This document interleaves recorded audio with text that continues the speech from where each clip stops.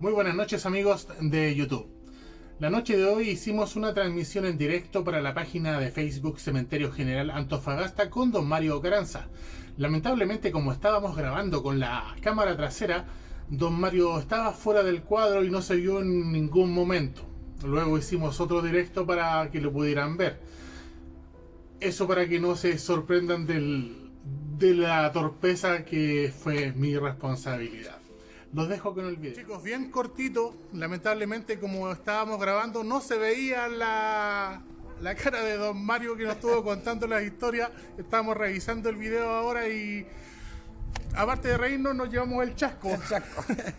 Bueno, lo importante, más que me vean a mí, lo importante es que escuchen los relatos que tengo. O sea, que es lo principal de esto, la gracia de esto es que la gente tenga conocimiento de las cosas que pasan acá, de las personas que les interesa.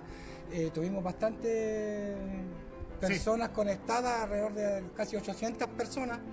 Entonces, bueno, lo importante es que escuchen mi relato y más que me vean a mí, porque tampoco tengo mucha gracia. Así que... También estuvimos leyendo algunos comentarios y hay mucha gente que está muy entusiasmada por don Mario. Se nota que se recuerdan de la historia de La Llorona, que fue muy traumante y que también tuvo muy buena aceptación por la comunidad. Eso fue lo más traumante que me pasó, pero bueno, agradecerle a la gente que se acuerda. Insisto, las cosas que yo les relato son cosas, vivencias totalmente ciertas, que no hay nada inventado y que tengo muchas historias más como para seguir contando y ojalá que no nos pase este chasco de que claro, vamos a salir del cuadro.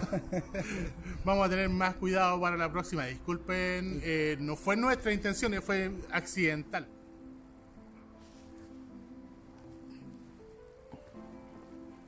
Llegamos. ¿Cómo están amigos? Muy buenas noches. Hoy una historia increíble y también algunas historias bastante traumantes por lo que pasó en Antofagasta hace unos años atrás. Costó mucho lograr este video, hace tiempo que estábamos trabajando en él, pero finalmente se dieron las condiciones y la buena disposición del señor Mario Caranza, que ustedes se recordarán, hizo ese video de cuando, estando solo acá en la noche, tuvo una aventura paranormal. Si no la han visto, en nuestra página de YouTube, El Monje Custodio Antofagasta, pueden buscarla y encontrarla.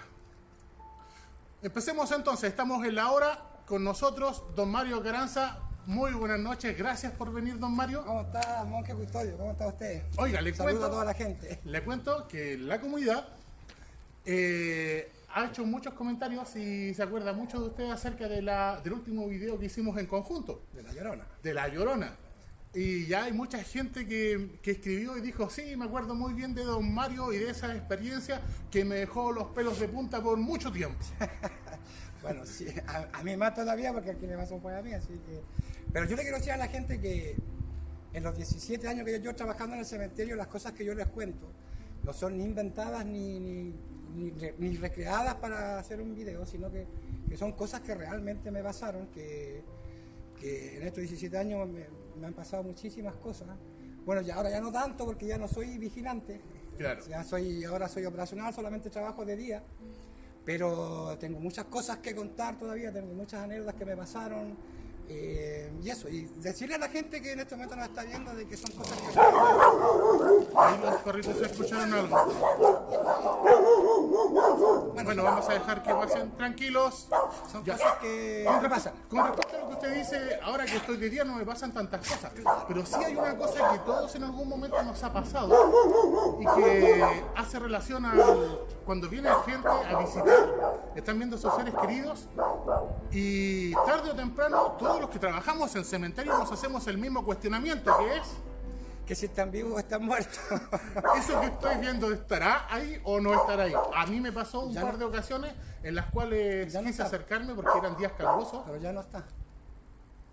Sí, las energías, los perritos captan muy bien las energías. Bueno, a mí me pasó una anécdota, de hecho, con un perro acá mismo en este sector.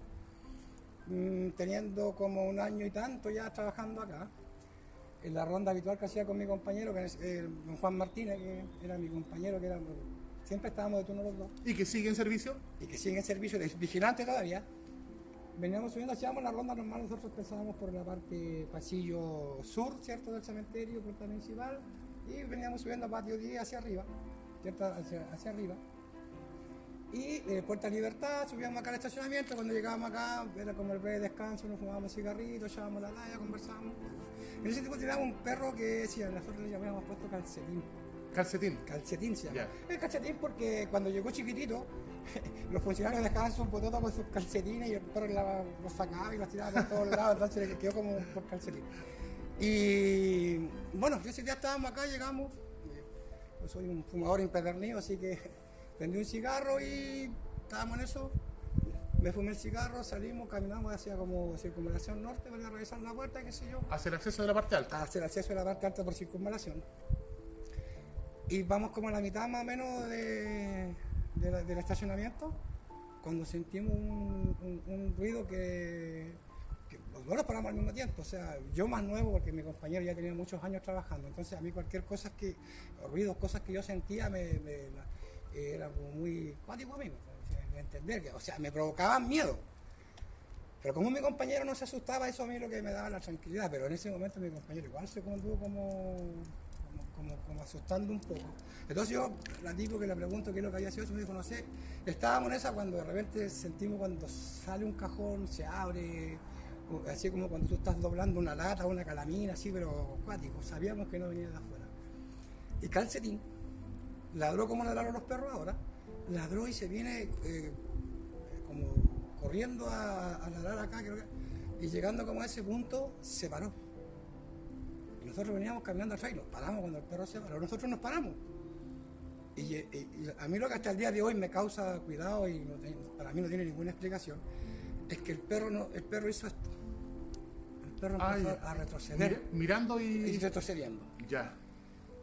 Ahí a mí ya, o sea, mira, te estoy contando y... Te está recordando la experiencia. Claro, y como que se me paran un poquito los pelitos. Pero de ahí mi compañero igual como que se asustó, dijo, no sé, dijo si es como normal o de afuera. A la final, con su valor, me dio valor a mí, decidimos ir a ver. Recorrimos todo el sector y no había absolutamente nada. Eso fue más o menos 3:30, 4 de la mañana. Y afuera no había nada, o sea, sin ninguna explicación. Pues entonces salimos, fuimos allá, la conversamos un poco y producía en mí las ganas de irme del cementerio. Todas las cosas que a mí me pasaban, lo primero que se me venía a la mente era irme, o sea que ya no quería trabajar acá, pero la necesidad del trabajo siempre me mantuvo acá hasta el día de hoy. Hace un tiempo usted me contó una historia que a mí me pareció bastante interesante y quisiera compartirla con las personas que están viéndonos. De los sonidos que se escuchan como trombones dentro de los nichos. Ah, ya, tú te refieres a los... Ya. Bueno, en ese tiempo yo tenía como 3 meses. 3, 4 meses trabajando. Y en ese tiempo estaban construyendo habían terminado de construir los nichos de circunvalación norte que están mirando hacia el cerro y hacia el mar. Estaban, no sé, pues hacía como un mes que lo habían entregado y ya se estaban ocupando. Pero todavía habían pabellones más bajos que se estaban construyendo, entonces nosotros teníamos que ir a hacer ronda porque se metía la gente, los cabros, no sé, porque habían cosas, materiales. Entonces llegamos a la puerta norte, puerta de circunvalación. Ya. Y fuimos para un rato ahí, miramos y nos devolvimos. Ya como caminando como para bajar a la parte plan. Entonces veníamos como a la mitad de esos nichos donde se estaba sepultando en el pabellón. Aproximadamente, que había sido entregado hacía como un mes, había como ya sus 70 personas sepultadas.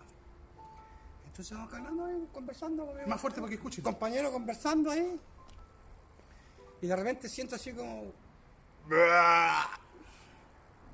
Entonces yo elegido mira, esto me están haciendo algo, me quieren asustar, ya no, muchas cosas. En realidad como que no le di como, no me asustó y no le di como mucha importancia. No lo asumió como algo sobrenatural de primera. De primera, no, claro, porque era un ruido muy humano, muy natural de una persona. Entonces me dijo, no, viejo, si yo no he hecho nada, ni tampoco, ¿quién va a estar acá? Me dijo a esta hora, me dijo, para asustarte, ¿quién va a querer darse? Claro. Entonces, pero, no, me dijo, son los muertos que cantan de noche. Ay, pues ya me estaba balanceando, bueno, seguí. puta, habremos avanzado, porque lo detuvimos cuando conversamos, empezamos a avanzar y de repente otra vez, dije, no, ya córtala, dije, esta no es normal, o sea, para mí no era normal ya. Y, puta, y después de ahí nos paramos y yo prendí un cigarro, un poco tiritón, asustado, ya quería irme a la parte plana donde nosotros teníamos los refugiamos en la noche. Y ya empezó un concierto, ya sea uno tras de otro. Y yo lo único que quería era irme, entonces le decía a Martínez, vámonos, por favor, vamos, esto no es normal, y están penando y todo ese asunto. O sea, total, ahora lo digo con tranquilidad, pero en ese momento era con más desesperado la ganas de salir. Y entonces viene mi compañera y me dijo, cálmate, me dijo, si esto es normal. Digo, son los muertos, me dijo que como son bloques en el día, me dice, el sol les pega a los nichos. Adentro los muertitos que tienen, no sé, 3, 4 días, una semana, se hinchan, que es lo natural que les pasa, y con la calor del día y cuando la noche llega el frío, el cambio de temperatura. El cambio de temperatura, como que los aprieta y todo ese aire que acumulan dentro, de gases, claro, lo sueltan y emiten un sonido pero horrible, o sea, una persona que no está acostumbrada a escuchar eso en un cementerio, cuando esta persona sepultada y que escuche eso, si es terrorífico en el día, me imagino cuando están solos en la noche.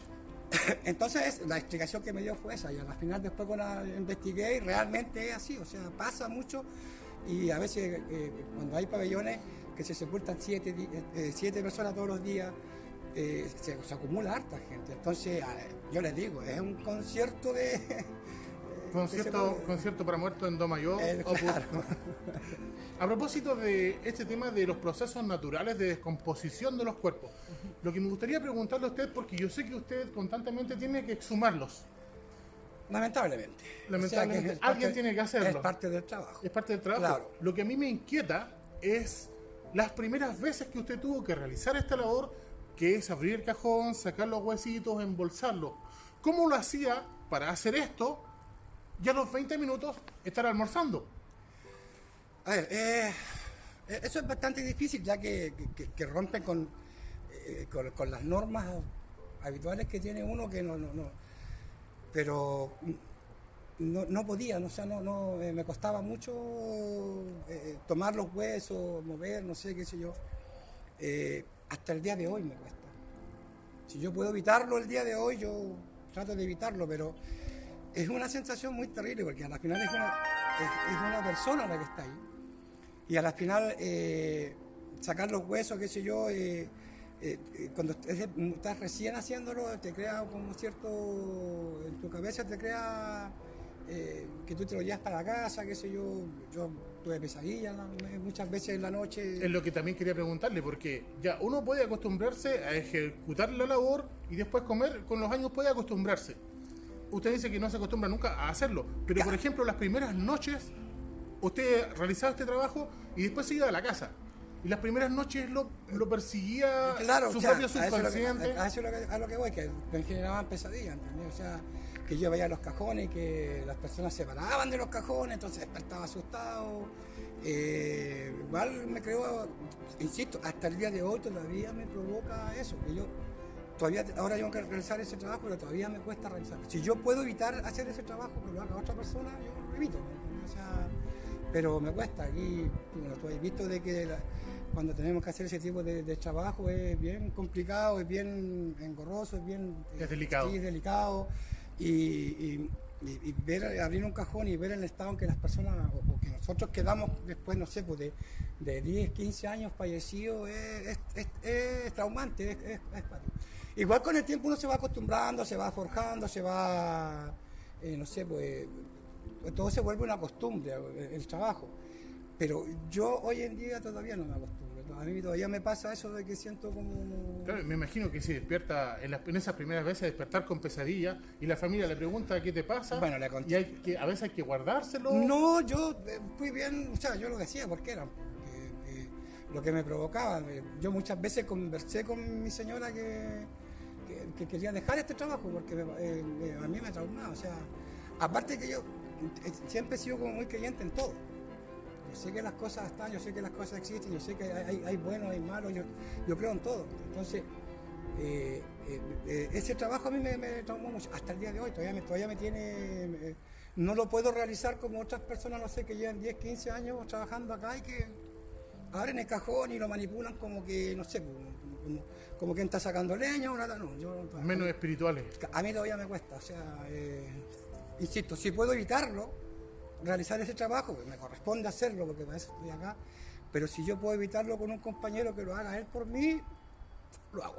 Ahora, esto nos lleva a un cuestionamiento obvio, que es, ¿alguna vez se ha topado con algún cuerpo el cual estén listos para abrir, sacar, que tenga indicios de que hubiese sido sepultado vivo? A ver, yo no sé si sepultado vivo, yo no te podría asegurar, pero sí he sacado, me ha tocado abrir urnas que tienen vestigios de que no son normales. Yo, por ejemplo, con el tiempo, aquí la experiencia, según los tipos de urna, ¿cierto? Por los años que se hacen tira, qué sé yo. Pero a nosotros nos tocó una vez una urna que la sacamos acá en Circunvalación, es como del 60 y tantos más o menos. Era una persona que exhumamos. Y abrir la urna, tenía como esos velos que tienen donde está el vidrio. Ah, ya, esa tela que como con flequitos. Claro, eso estaba desgarrado. No se cayó, no se secó, porque eso no se sale, no se cae, se queda ahí, pues, ¿me entiendes? Se va, no sé, pues cambia de color y todo ese tipo de cosas. Pero estaba como desgarrado y habían ciertos rasgos cuando se llevó a la madera, pues, habían como ciertos rasgos de que habían como unos rasgos, no te voy a decir rasguños, porque sería como muy exagerado, pero sí habían rasgos de que como que lo habían, que no eran natural del cajón, entonces no podría asegurar si lo entraron vivo o no. Después investigando igual, ahí antiguamente pasaba mucho eso, que se sepultaban personas, pero sí nos han pasado cosas increíbles, que tú abrías una urna y encontráis cosas que a veces no... Hecho atribuible también al fenómeno de la catalepsia, cuando las personas, sus funciones corporales bajan y se les da por muerto. Hoy en día hasta un aprendiz de medicina sabe distinguir a una persona que tiene no enfermedad, sino que esta condición, claro, y ya no pasa. Ya no pasa. Aparte, de hecho, por ejemplo, el Servicio Nacional de Salud, por ley, tú no puedes sepultar a una persona antes de 48 horas y en menos de 24. O sea, debido a eso mismo. Debido a eso mismo, que no se puede. Claro, y también entender que por disposición también sanitaria, los ataúdes son sellados. Eso significa que una vez que se coloca un cuerpo en el interior y se cierra, la cantidad de oxígeno no alcanza para más de 5 minutos. Por lo tanto, es muy difícil, por no decir imposible, que una persona despierte en el ataúd. Ahora, en la otra esquina del espectro, hay cuerpos que están listos para exhumar, que al momento de abrirlo mantengan una condición de... Como que si hubiesen sido sepultados ayer, pero tienen años, ¿una cosa así? Claro, a eso me refiero, a que estén sin mácula. Yo saqué, hice una exhumación en el patio 10 del plan, y esa persona tenía más de 100 años sepultada. Cuando nosotros llegamos, porque esas fosas antiguas, que eran hoyos para abajo, pero eran con madera y las tapaban nomás, no echaban tierra. Era por comisión de la familia en aquel entonces que iban a hacer unas arreglos y se exhumó.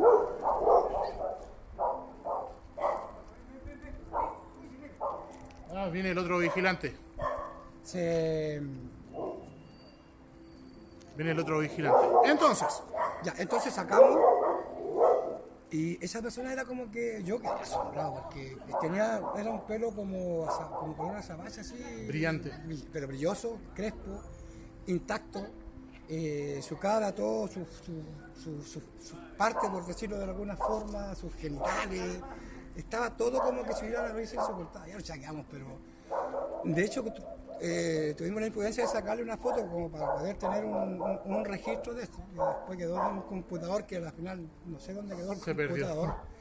Pero tenemos una foto y para mí fue impresionante ver que ese tipo de cosas pasan. Que por ejemplo, uno antes, si no trabaja en un cementerio, no se imagina que esas cosas puedan pasar, no se imagina que esas cosas puedan estar y puedan ocurrir acá en el cementerio. Pero una persona que estaba sepultada hace más de 100 años y que uno la abre y que esté como que no igual como que no se ha muerto, no sé, pero fue impresionante igual, pues, o sea, pero no causó miedo. Sino que fue impresión, fue como impresionante que tener que pasara eso. Ahora nos vamos a los primeros años de la década de los 90, siglo pasado, con el aluvión de Antofagasta, que fue en el año 91. En el año 91. ¡Chicos!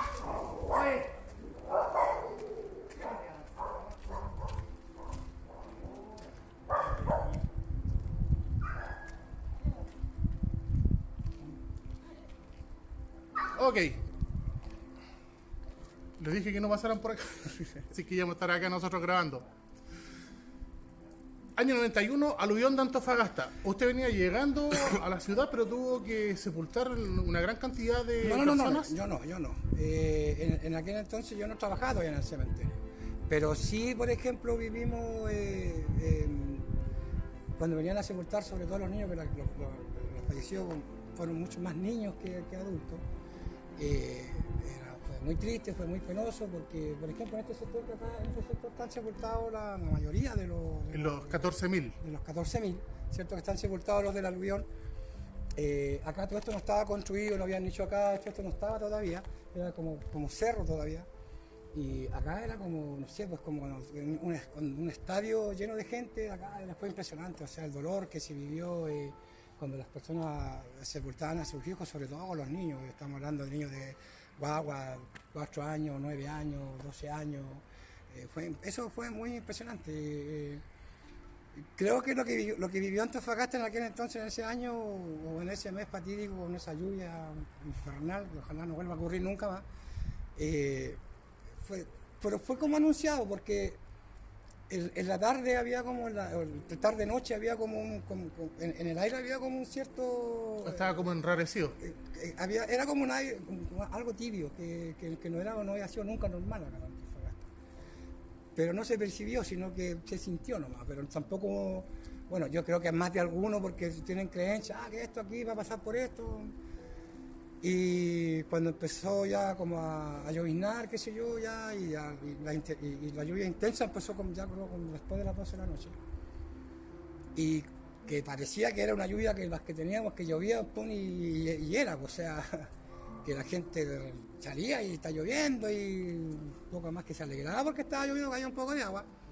Pues ya como a 1 de la mañana se dejó caer y era una cosa impresionante la cantidad de agua que cayó, y bueno, ya de ahí vino todo lo que pasó, donde Capital de Baquedano, la población solar del Carmen en aquel entonces, la población Chile, que fueron las partes como más afectadas.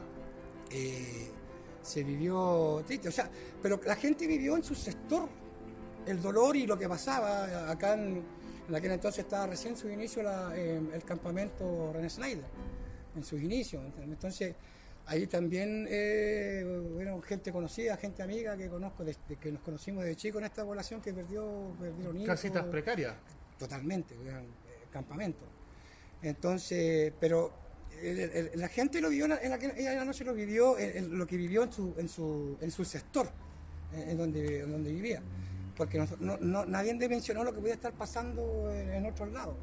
Entonces, la dimensión de lo que pasó, de lo que fue cuando ya amaneció y se empezó porque se cortó la luz, hubo un montón de problemas que no se podía trasladar. Entonces, la situación tú la viviste ahí, donde tú estabas, viviste la situación y lo que estaba pasando, al ayudar o no ayudar, qué pasó, entre vecinos, qué sé yo. Pero la dimensión de toda la catástrofe ya fue al otro día cuando amaneció y ya cuando aclaró y todo. Cuando se pudo ver. Cuando se pudo ver, ahí ya se... Me contaban que este sector en el que estamos precisamente de pie ahora era un mar de gente cuando venían a sepultar. Exacto. Que eran básicamente niños. Claro, la mayoría fueron... no recuerdo muy bien la cantidad de personas, pero algo entre los desaparecidos y las víctimas eran como 150 o algo por ahí. Pero los muertos llegaban más o menos como a los 100 y más de la mitad eran niños. O sea, estamos hablando de guaguas a niños, no sé, pues, de hasta 10, 12 años, que fueron... tengo recuerdos de que después, bueno, con los días, qué sé yo, después uno va que toma conocimiento. Una niñita que la señora, si no recuerdo, la señora perdió a la mamá y perdió a una hija. Ya. Y había otra hija que se decía que no la habían encontrado. Y a esa niñita la encontraron, vivía acá en la población, si no recuerdo bien, no quiero equivocarme, por la población Chile, por ahí. Y esa niñita la encontraron donde está ahora actualmente el líder. O sea, que recorrió Desde ahí hasta el líder. Hasta la Costanera prácticamente. Prácticamente, porque en ese tiempo estaba la Cervecerías Unidas, en el 91 estaba la Cervecería Unida ahí, lo que era CCU. Y esa niñita hasta el día de hoy es un milagro.